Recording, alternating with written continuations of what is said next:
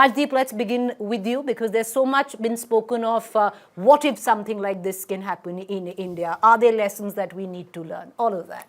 First of all, Preeti, I think this entire comparison is odious. You're comparing a nation of 2.97 crores, officially the last census figures, with a country of 140, 150 crores.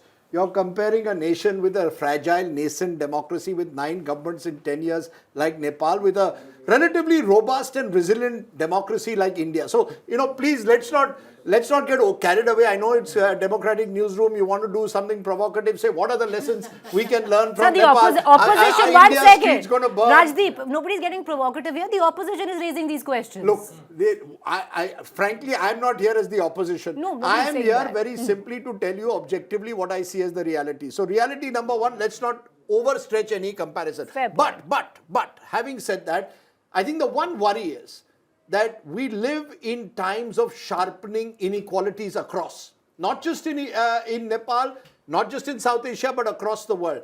When 1% of the population accounts for 40% of the national wealth, as some figures would show in this country, that is worrying.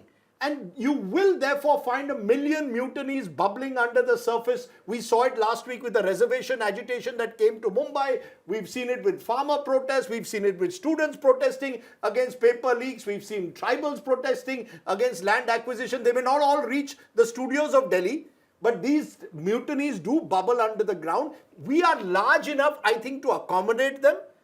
Our resilience is therefore much greater, but it is a warning signal, especially, and this is my final point, that we are in an age where the lines also between online and offline agitations are blurred.